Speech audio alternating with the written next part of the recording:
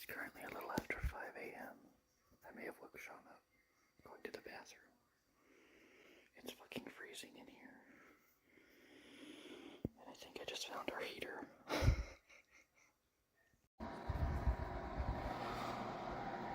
Go, baby, go.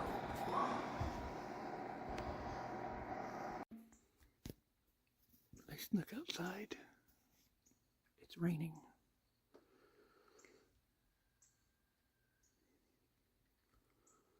A little bit. But it's a pretty morning.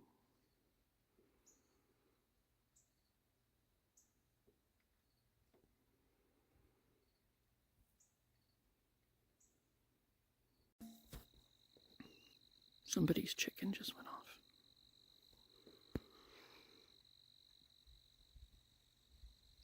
Or rooster, I guess.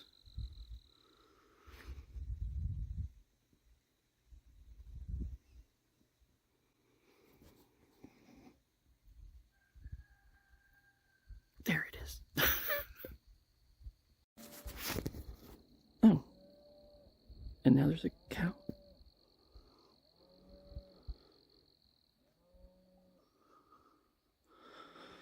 So it's cold. I'm trying not to shake too much. I don't know why I'm whispering. It's not like Mom and Shawn are asleep out here. Missing this.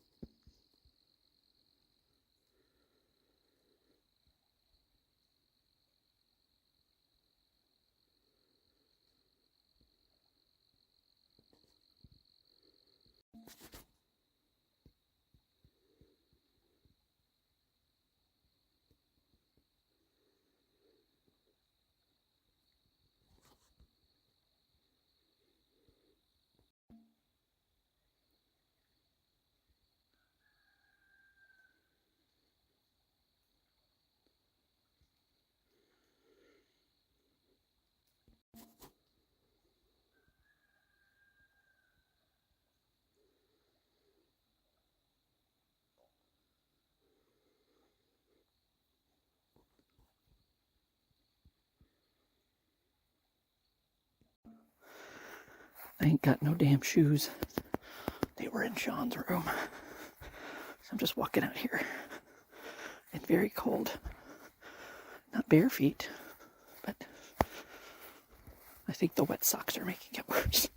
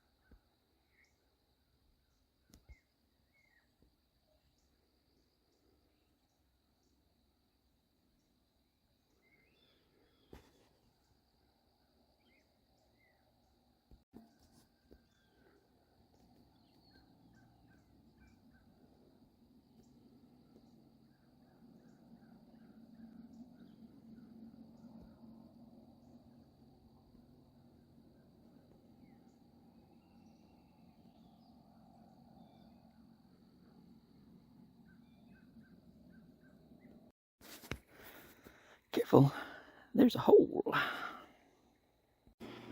I was looking, Mom looked around last night to see if there was any coffee for the coffee. Where's my finger? Where is it? I don't know. Looking for, she was looking for a finger for the coffee pot. Yes, that's what I meant to say. So I started, exploring in the cabinets, and I found a very sad bottle of canola oil. It's looking a little rough. Of course, Shawn and I had to venture out here to the actual deep hole. Be careful. Just to kind of see what we could see from here of the bridge. I mean, You can see it. There might be snakes. Watch for snakes. I'm sure some people have gotten up there. For sure. Yeah, you can kind of... we were discussing how it doesn't really look that safe to walk on anyway. But we're sure somebody has, because there's kind of like a little path. It almost looks like it could be animals that have done it, but you can see up underneath. La Bridgie. Plus, you know, there could be snakes out in all of that. And definitely no fucking thank you.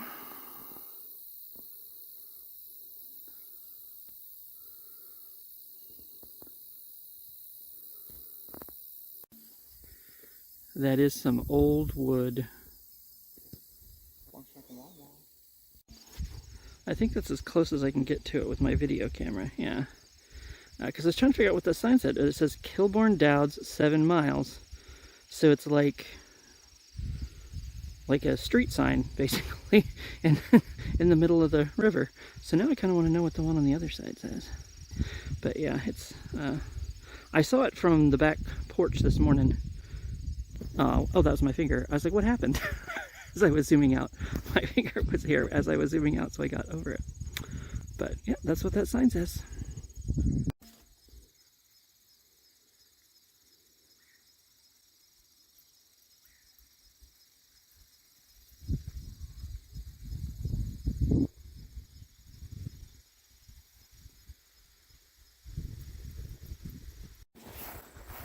Doing this in shoes, it's much better.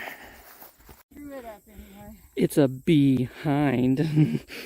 Okay, somebody's gonna have to tell me what the hell CBs are, because I swear that bumper sticker on that car back there, or decal, whatever, I think it's their mascot. I swear it said CBs, like bees from the sea. Not like the letter C and letter B, but like bzz, bzz, bzz, bzz, bzz. That's the C, because it's the waves. Accurate description! We made it to the Wilton Candy Kitchen. Maybe for lunch, maybe for ice cream. We're not sure. This is their stuff, and then they have the museum back here. Okay, excuse me, sorry.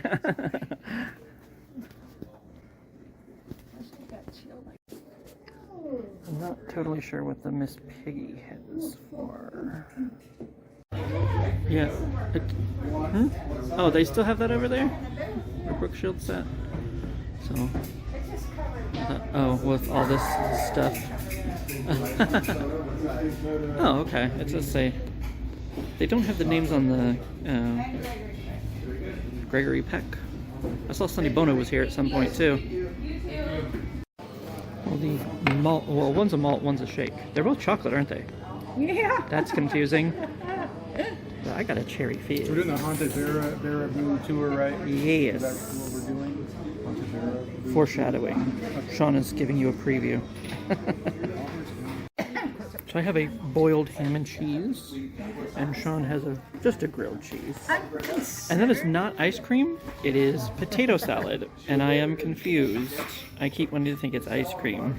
So when Shawn put pepper on his, I was like, what are you doing? I was very indecisive with my shake choices, but I decided to go with something I'd never seen before. Pear. It is very good. He suggested pairing it, haha, with, I stole his joke, he said that too, with the almond, so maybe next time. Well, we are coming up on the world's largest truck stop, but we're not going today. It is. I got my ice cream.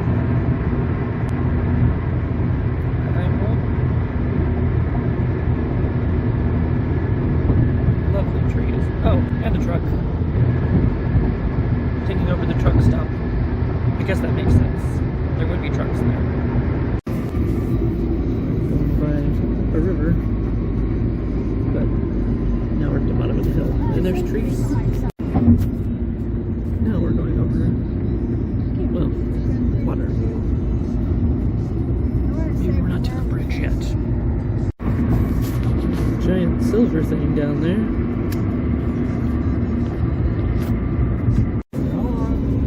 Oh, we're going over the bridge.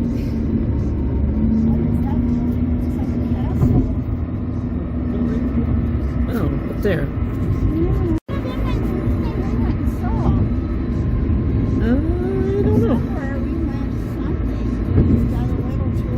Welcome to Wisconsin. Hey. We're trying to figure out what the giant M on the hill stands for. Maybe Madison? We are heading that Continue way. on US 151 north for 36 Or maybe miles. it's upside down because we're in Wisconsin. It's supposed to be a W. Well, there's where we go to get our Aquavia Lumina.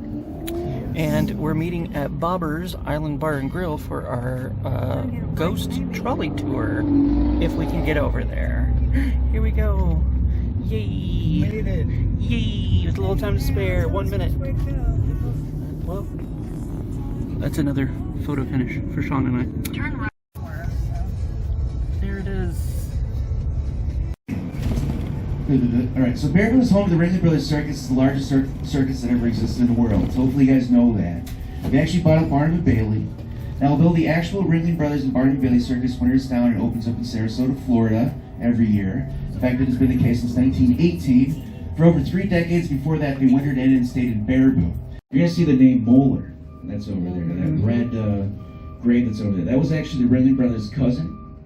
And that guy was actually very, very good at being they would kind of like, I believe they put together like all the wagons that they were on, and kind of like shoot the horses and things like that. So there was actually eight circuses in Bara-BOO at one point in time alone. And this on our left, that is Henry's. Henry was the guy that I told you. He literally drank too much and he died young, and because it never got finished. Because the people that were here decided to move and die somewhere else. So, we're gonna get out, but I just want to point out. I know, that's what I want. I get a lot of my information from everybody, you know what I mean? I get a lot of information from, my heart is. We have these. And we're going over here to look at Gus's.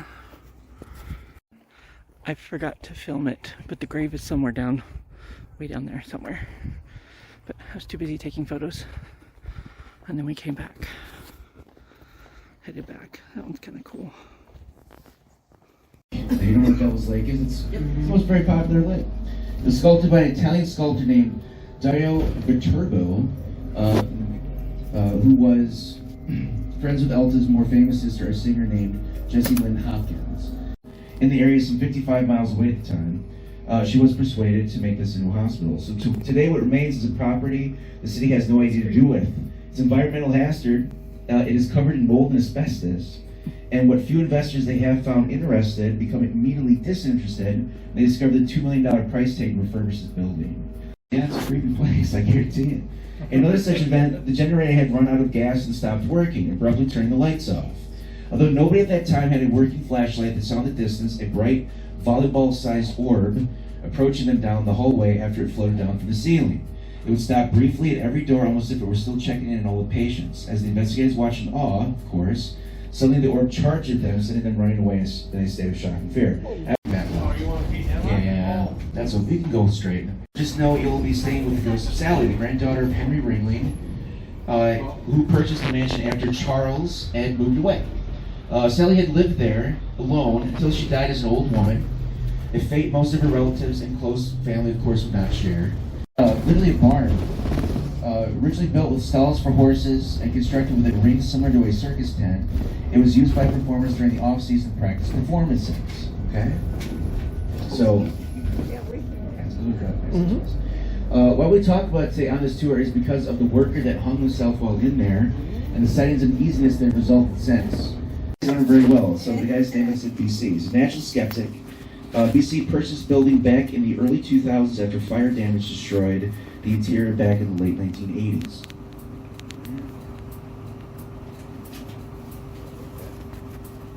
The old bear, with the end result being this building.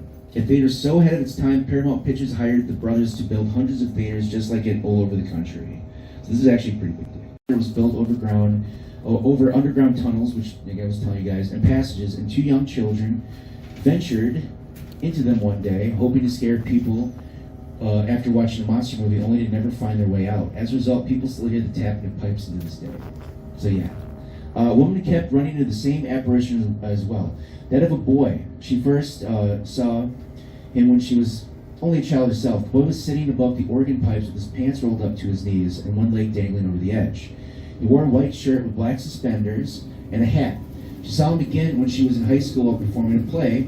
While she was waiting to go out on stage, she saw him watching the show while sitting on some black box. We are in his house, and we're gonna go down to the basement. Apparently it's not haunted. It's just cool. So I'm just saying that she inspired. We are going down. I am watching my step. So I guess it's not just a few people, it's several people. No, most people say he looks like, he kind of like, I guess the best way to describe him is like the Native American Rambo. He has like, so I guess he just walked out too far to the road and someone just hit him one day. I assume that would be the story. I would assume would be the case. And anyway, so I guess what the craziest story was, there was a woman, and she ended up actually picking him up, because nobody ever picks him up. That's the one thing you always notice. And so I guess this person did, and she was like on her way from work from, you know, here to Portage or back. Portage is that way. And so on her way back, she grabs him, sees him on the side of the road, stops to pick him up, goes literally over top to the door, reaches for it, okay, disappears. Now at this point, she just assumes she's crazy, like she had been working too much and not knowing what was going on. And she started to drive away, and she looked in the back, literally in the rearview mirror, and that's where she saw him sit in the back seat. So I don't know. Alright, now we're here for the Aquavia Lumina, which is over there. Entrance. It's pointing right. Yep, says right. That's it, right there. I guess it's just in here.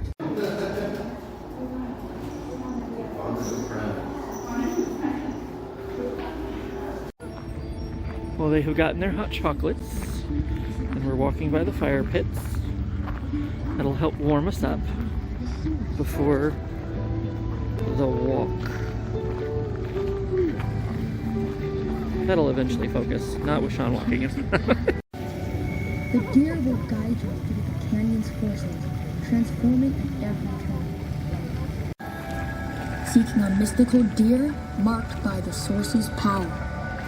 Now that Shawn has his phone, we're going to head in. The deer will guide you through the canyon's forces, transforming at every turn.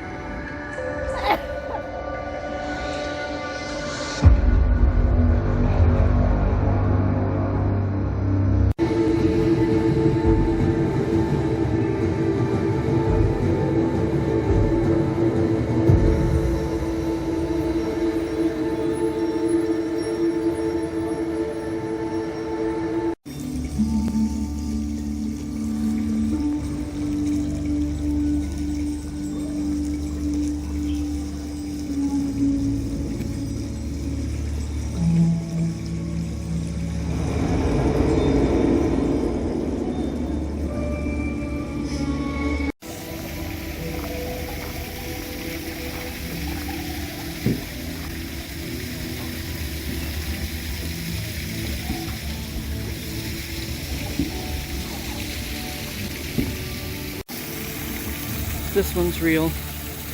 Just can't see it. Too dark.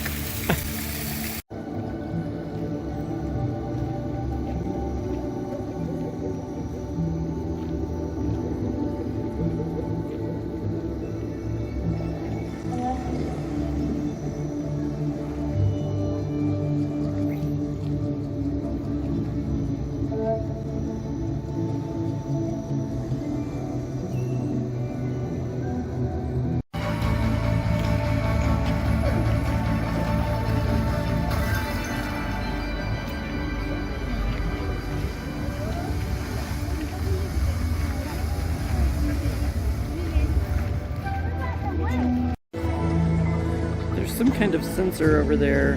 Where is my finger? There's my finger. Good lord.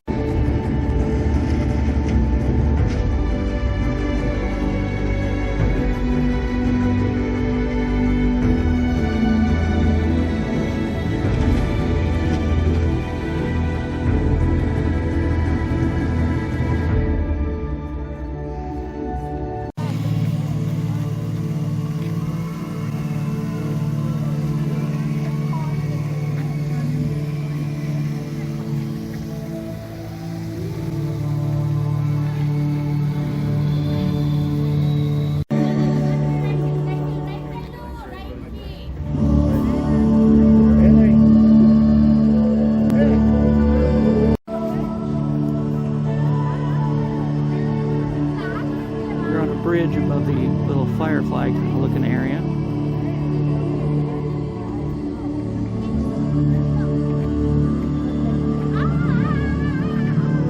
Turn right, then turn left. To this cool ass Denny's over here. Our window just got peed on. Got some statues outside. Oh, I didn't get breakfast. You two got breakfast. I got brisket. Yeah. It does have eggs on it, so that counts. Well, it's almost midnight. Let's see if I can. 11:45. Yeah, 11:45. Got my jammy pants on.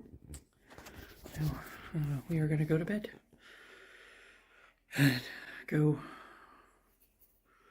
kick some ass tomorrow or something.